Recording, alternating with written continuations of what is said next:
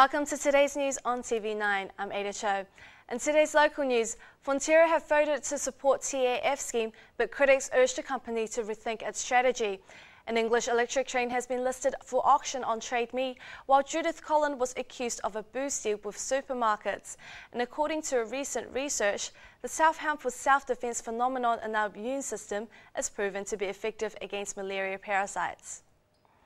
Fonterra's dairy farmers have voted in the favour of the Trading Among Farmers scheme, paving the way for the biggest structural change since the cooperative was formed in 2001. But opponents criticise the votes for not reaching the required 75% mandates, and Fonterra has been urged to rethink its strategy. Chrissy Zhao reports. Fonterra's 11,000 farmers have been casting their votes in the past few days over a scheme called Trading Among Farmers. The scheme, known as TAF, allows shares to be traded among farmers and sold to private investors. Yesterday's special meeting achieved a 72.8% support for the scheme, just shy of the 75% mandate, and critics haven't been happy with the way the vote was achieved. A lot of the detail is still yet to be clarified with farmers. They've had a short time and a lot of information to digest. Many of their questions haven't been answered. The TAF scheme is part of Fonterra's efforts to normalise as a company by having a more stable capital base. The dairy giant has been plagued by heavy payouts to farmers who want to redeem their shares, especially after the 2008 drought and global financial crisis, when $600 million was pulled out of the company.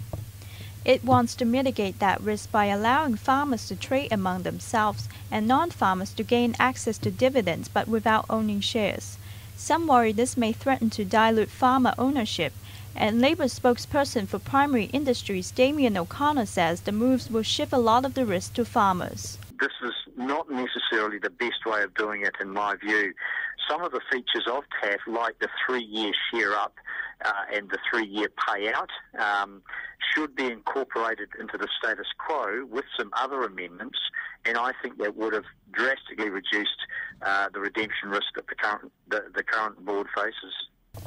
O'Connor says Fonterra had an obligation to go for a 75% mandate, and the fact that it has not is bordering on unconstitutional. The company's board will now take the resolution to its next annual meeting in November, while enabling legislation still needs to pass through Parliament. Christy Zhao, 9 News. Mice infected with malaria parasites can deliberately damage their own healthy red blood cells to defend themselves against the intruder that multiplies through infecting new blood cells. The self-harmful self-defense immunity system is effective and insightful. Keisha has more. The self-harmful self-defense phenomenon was once mistaken to be an unintended side effect of the immune system response to infection. Now research has proven this response to be an effective measure to reduce the virulence of the parasite. Malaria parasites multiply within red blood cells until they burst, releasing new parasites to seek out new cells and propagate the infection. This cycle tends to happen in waves, and the immune system is killing the red blood cells at exactly the moment where it will maximally slow down the parasite's growth rate. The team of researchers have found that the self-killing mechanism can limit the parasite's transmission and ultimately save more blood cells in the long run. The apparent guerrilla action of the immune system in killing uninfected red blood cells gives new insights into how natural variation of immunity may work. For once, an overactive immune system may be a good thing, helping to control the spread of infection within the body. Kay Chow, 9 News. Justice Minister Judith Cullen was accused of doing a deal with supermarkets over the alcohol reform bill. The legislative reform efforts currently going through Parliament to address alcohol-related issues. Retailers vehemently denied any such deals were in place, but health groups says the current bill is only a compromise. Chrissy Zhao has more. Last week, Labour MP Ian Lees-Galloway accused Justice Minister Judith Cullen of doing a deal with supermarkets over the wording of the alcohol reform bill.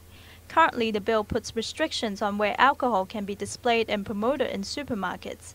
Collins denied any such deals were in place, and retailers insist their level of engagement with the government is only normal. There has been no deals done with anybody. There's been engagement around technical aspects of the bill, but certainly there has been absolutely no deals. And the Minister herself made this comment the other day, and we would absolutely support her position on this. New Zealand Retailers Association CEO John Albertson says supermarkets have reservations about the impact of restricted display on alcohol harm reduction, and individual operators will have different approaches in terms of price and promotion. But they are prepared to accept and work within proposed legislations. The view is that if we can do our bit to help, that's good. That's how we should be, the approach we should be taking as a responsible citizen. Alcohol Health Watch Director Rebecca Williams says ideally alcohol should be out of supermarkets altogether, but she acknowledges that the current bill is a compromise. It is about changing the way we look at alcohol. It is about changing the convenience factor. I know a lot of people have got used to the idea of buying alcohol in supermarkets. However, when you look at it from a harm perspective, you can very much see that the role that the supermarkets are playing in driving heavy consumption levels. Williams says the government needs to make sure that the proposed changes are effective, that alcohol is out of sight of children and families. The alcohol reform bill is expected to come back to Parliament in the next couple of months. Christy Zhao, 9 News. Last time a trade meat auction made it to the news, it took a shortage of Marmite and overpriced half a jar to get the attention. This time, we're talking about a full-size train. A press release by the Greater Wellington Regional Council has confirmed the legitimacy of this auction. Kei Chao has more. If you ever wanted to own a piece of Wellington Region's rail history, a rare opportunity has surfaced to the top. The English Electrics were the first electric trains to run in Wellington, beginning service on the Tawa deviation of the North Island Main Trunk Line in July 1938. To mark the last English electric passenger train service in Wellington on Wednesday 25th of June, one of the trains has been listed for auction on Trade Me. Greater Wellington Regional Councillor and Chair of the Greater Wellington Rail Limited, Prue Lemmerson, confirms the auction is legit. People with the money, of course, have recycled old trains around the world, and they can make very unique and quirky homes, offices, cafes, and even hotels. The Greater Wellington Rail Limited would be delighted if people with the necessary resources wanted to restore or recycle a part of Wellington's rail heritage. Kei Chao, 9 News. And that's all for our local news today. Moving on to Asia news. The Shenzhou 9 spacecraft of China has successfully docked with Tiangong-1 LED module without an automated system, the first time for China to complete manual docking in the history. The Shenzhou 9 and its 3-person crew, including the country's first woman in space, Liu Yang, separated about 400 meters from Tiangong-1 module for about 2 minutes before reconnecting under the manual control of astronauts. The state television covered the events live. A manual docking needs to bring 2 orbiting vessels traveling at thousands of miles an hour, which was mastered by the USSR and US in the 1960s. After the successful manual docking, China on Sunday reaffirmed its goal of building a full-fledged space station by 2020. In order to safeguard against global financial crisis and fastening trade ties, China and Brazil have agreed a currency swap deal, allowing their respective central banks to exchange local currencies worth up to $30 billion. China is Brazil's biggest trading partner. The amounts of $30 billion can be used to strengthen reserves in times of crisis or boost trade between the two nations. Recently, China has signed a series of similar deals with its trading partners, such as Australia, Japan and Hong Kong. Analysts say this could be seen as a move for China to seek a more global role for its currency. As Europe's debt crisis and China's economic slowdown growth, investment banks and brokerages across Asia have cut jobs recently. According to Reuters, at least 50 people were sacked in the past 3 weeks, including senior expatriates as well as junior bankers, mostly coming from equities businesses. Sources say there will be more layoffs in the coming weeks. The investment banks and brokerages that cut jobs include CLSA, Deutsche Bank, Goldman Sachs and UBS. According to a new study published in the medical journal Lancet, India is suffering youth suicide, the second leading cause of death among young Indians. The study says that for young men, suicide deprived slightly fewer lives than transport accidents in 2010, and as for young women, suicide is likely to surpass maternal mortality as the lead cause of death among women aged 15 to 29. According to the World Health Organization, 190,000 suicides took place in 2010 in India, With a total of 900,000 suicides in the world reported annually, China bears the highest number with an estimated 200,000 cases per year. More than 70 monks have been taken to hospital after an attack by a swarm of bees. The monks were attacked when they were cleaning the temple in northern Thailand. According to BBC, 76 monks has been taken to 3 regional hospitals. 19 of them are in serious conditions. Typically, bee stings will cause skin rashes and nausea, but multiple attacks are more serious and occasionally deadly. The temple abbot said the bees were from hives kept at the temple, but it was still unclear why the attack took place.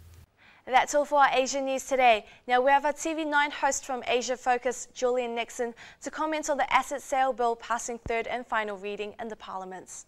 The mixed ownership model bill is going through its third and final reading this week in Parliament.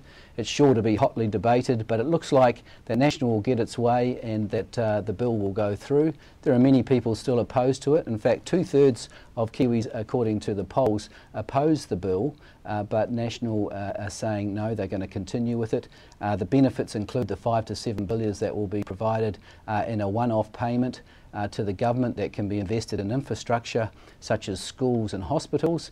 Clearly there's a benefit there, but those in opposition, including the Greens and Labor, say no, that's not going to work, it's just one-off. Also they raise questions about the pricing around the electricity companies. They say that pricing could go up as high as 13%, and many people say, well, that's just not acceptable. There's also the number that will be basically raised from the capital raise, if you like, of the $5 to $7 billion against the current economic climate. That might not be enough. If they actually wanted to wait a little bit longer, perhaps they could raise more money and that might provide more benefit. So clearly there are some issues. Solid Energy is a little bit different to the others because it's a coal miner. It's a bit more risky and because of the commodity prices go up and down. But actually if company performance can be improved, and John Palmer, the outgoing chairman, says if company performance can be improved, then the sale of Solid Energy will be a good thing. If jobs can be created, it will be a good thing. And that will also mean that the likes of Winston Peters won't be able to go to the public and say, we'll use KiwiSaver to buy it back. Now moving on to a currency and stock market exchange for today.